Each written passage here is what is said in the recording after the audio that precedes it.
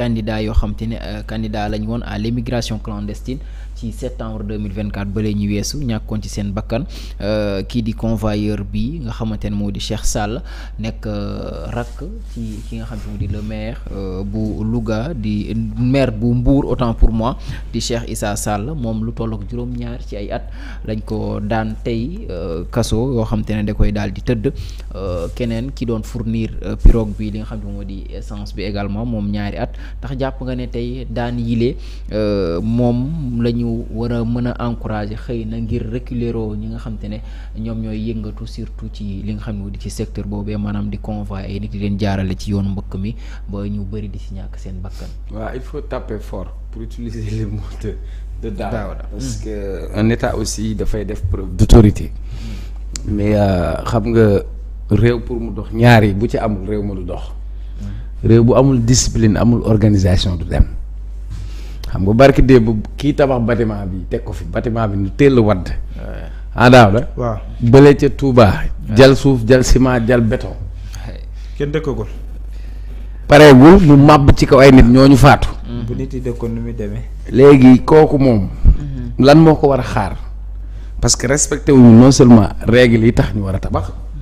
balaa ngay tabax suuf si dañ ko war a jël dem ci laboratoire dem seeti ay géologue ñu xool suuf si étudier ko kan moo ko defal auto et cetera ci kaw tali bi lu la neex ngay def yaa ngi gis borom camion yi doon njëkkante ba mbëkk beneen borom camion ba camion boobu daanu moom it tëj nañ ko ci kaso bi kon tey dafa am loo xam ni mooy responsabilité y a des gens yoo xam ni c'est des businessmen de la mort en fait c'est des arnaqueurs du désespoir parce que soo mënee ñëw nga investir nga jël gaal fay capitaine bi organiser sa yëf wut ab recueillir encaisser ci xaalis ñaata bakkan nga encaisser xaalis et mieux encore mën nañ dem sax bu dugal ci je rappelle que gars yi war nañ dem ñu xool le pôle judiciaire et financier bokk na ci ay compétence am li jëm ci wàllu mbir yi mel nii et on a payé un lourd tribut ñaata bakkan ñoo ci rot man bu ma la limalee rek j'ai am naa sama ñaari xarit yoo xam ne ci la ñàkk seen bakkan kenn ki ci yoonu Espagne bi ñoo bokkoon classe ñàkkul woon dara après moom bàyyi léppam ñàkk ci bakkanam ndeysaan daaw bi ma dajeek frère am dafa def li ci gën a metti mooy ëpp na 10 ans il peut pas faire le deuil parce que ils n'ont pas vu le corps moo gën a metti am na ko xam sama xarit que on a tout fait ensemble si yoonu Nicaragua bi la faatu parce que apparemment yoonu Nicaragua bi am na boo xam ni boo eggee ba fële da ngay jaar ci ndox damaa xëy rek gis photom ñu ne gaal bi moo këpp kon tey sanctions yooyu dafa war a non seulement être des sanctions sévères parce que loi suñ koy appliquer yemul rek pour tëj sanctionner la personne mais de servir d'exemple et puis dafay am ay sanctions yoo xam ni dafay nekk sanction dissuasive parce que dafay dissuader keneen ku bëgg a def li nu mel du dëgg servir d'exemple quoi loolu nag lu am solo la mais au-delà des sanctions on doit créer les conditions pour que plus jamais jeune di jóge fii di xalaat ni son avenir se passe ailleurs il y a beaucoup d'illusions et c'est au niveau même de notre société parce que ñu bëri jàpp nañ ni bitim réew da ngay egg rek mu sotti yaa ngi gis fan yi politique américaine ñu ngi utiliser ICE pour déporter ay nit boo demee France da ngay dem Tour Eiffel gis ay sénégalais di jaay ay porte-clés yu am Tour Eiffel yoo xam ne à 5 euros nga gis ku fa dem 5 ans 10 ans mënul am kayit nga gis koo xam ne jóg na pour dem Europe amul qualification kon tey suñu gouvernement yi comme France bi may faral di wax vous avez demandé aux jeunes de faire focus sur le projet il faut que le projet fasse focus sur les jeunes comment mettre en place des politiques pour contenir les jeunes parce que un pays boo xamante ni on a 70% de jeunes malheureusement de 1960 dañu échoué ci suñu ay politique en faveur de la jeunesse bi la waxee plan REVA sottiwul Prodac xaalis ba fay dugg nee na meles comprendre nga boo ñëwee à Dakar ci circulation bi ay ndaw ngay gis lu ñu lay jaay ndaamaraas wala écouteur wala di la fompal pour nga joxe 100 francs 200 kon ñooñu mooy li sunu maam xaar may ma jaaga doon woy naan xale yi ku leen juróon yërëm leen te balaa nga naan naam day fekk ne yaa nga fa léegi nañ fexe ba ndaw ñi ne fa. te bëgg nañ. mais ba pare beneen bi. bon ñun am nañ chance génn nañ Sénégal dem nañ feneen ak feneen parfois pour wax la illusion fi mu doon da ngay toog sa xarit mu ne la yow. da nga mën a demee si kaw une semaine ñëwaat yow wéroo affaire yooyu parce que dañ dem bu dugaloon lool ci sunu maay da ngay gis yaay joo xam ne teggi na sax na tam mbaa mu jël oram. jaay jox doomam parce que nee nañ doomu diw ñibbisi na yóbbu na yaayam màq wala tabax na nàngam comprendre nga pression sociale bi nekk ci booy yi nekk ci jeunes yi quand une personne est prête à donner sa vie juste ça veut dire que y a un problème kon motivation ba ak énergie boobu nañu fexe nuñ ko wëlbatee ba contenir ndaw ñi baax na ñu jël ay sanctions yu sévères ci loolu baax na ñu protéger suñu ay frontières baax na ñu gën a def prévention gën a sensibiliser gën a waxtaan gën a montrer que c'est possible de réussir dans notre pays barke dem laa gis benn waaye juy jaay ay was affaire yooyu daara waa ji meewam 500 la koy jaay wasam kaasam bu mag 500. benn kaas fii la jàngee Itacom il a son master en télécom. mais sans complexe aucun. day yor ay affaire am bu jàngee waaj dem jaay ndar xëyul sotti. mais ñun sunu génération dañu bëgg xëy tey. mu neex tey mu sotti tey ce n'est pas possible il faut que tamit qu'on se dise la vérité entre nous parfois on te dit ouais étranger bi moo nangoo liggéey grand je suis désolé parce que ki jël pousse-pousse am teg ko ci boppu koñ bi wut gaz bu ndawam jënd poto Nescafé am ku ñëw mu xeele la léegi yokk na ko 100 francs. mais Cheikh Omar dañu naan ana Cheikh Omar bi mu xëyee booba tey fan ak fan la jaar. non maa ngi bëgg du ma toog du ma lekk du ma naan. bi ma xëyee sa waag léegi bi way ñeenteelu yoon bér bër. waaw juste pour wax la dañ koy wuti. dañ koy wuti parce que fi mu toll nii foofu lañ toll et puis c'est possible ñu am ko fii parce que moi je te dis question d'opportunité la je te donne un exemple baax na ñu waxtaan am na ay jeune boo xam daa ñëw na ma naa ko jàppale ma ne ko amul problème. loo bëgg mun na mu càq-càq mën na ko y a pas de souci léegi ce qu'on va faire man mën naa jënd j'ai acheté je lui ai donné. il fait une semaine il me dit pneu bi daa crevé te bi mu ñëwee dama ne ko sax ñaar ngay versé mu wax ma diviser ko par 2 juste pour motiver ko booy bi une semaine mu def ma ne ko may naa la une semaine bi stop mu ne ma pneu bi daa paan ndekete booy bi lu ma am fee lay dem benn restaurant bu nekk Point E si ça la koy defee mais attends c'est vrai. am na beneen booy sax dinaa fii laa koy sànnee xeer am lu tudd. non dëgg la non dama ko wax démb te dinaa ko waxaat fii ci télé bi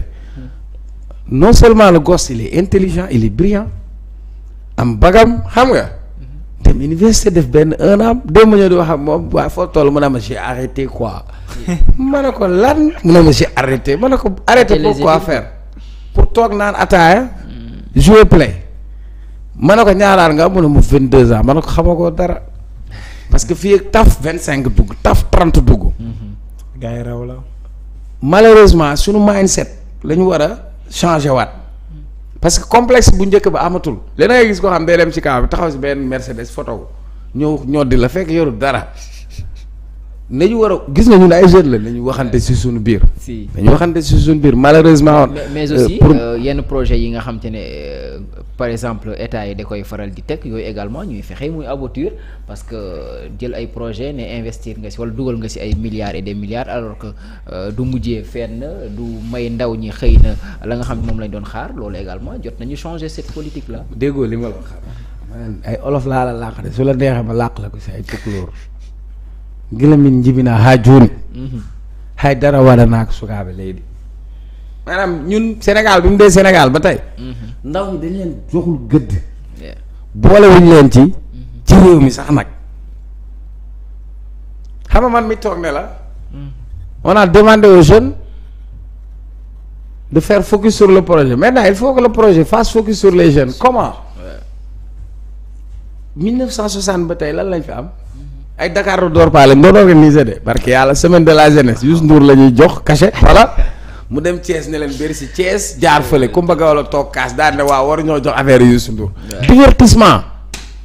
divertissement y a pas de projet structurant on a beaucoup d'agences yu ñu créé cohérence bi ci war a am sax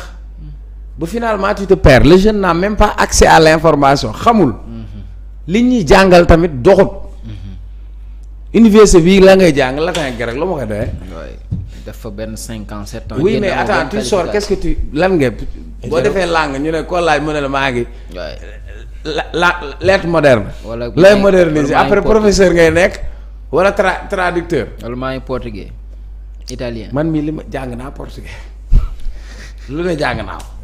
même suñu système scolaire bi sax ça pose problème non. regarde yow xale bu ndaw da nga koy jox téléphone. mu commencé.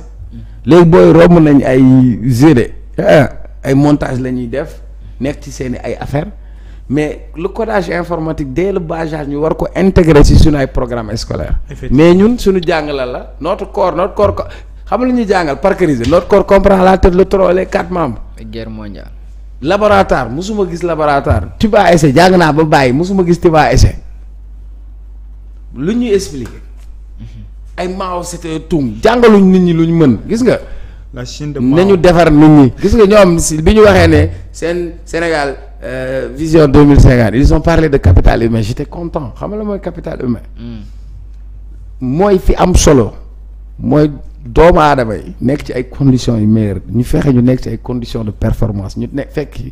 ñu mën a am une formation qualifiante moi je l'ai dit bi ñu indi arène nationale Pikine dama say xeex ba bañ. parce que à la place de l'arène nationale bu ñu ko defoon centre de formation boo xamante ni professionnel. li nekk ci banlieue yëpp xale yu jigéen ñi amul métier yëpp ñoo ngay lettantu.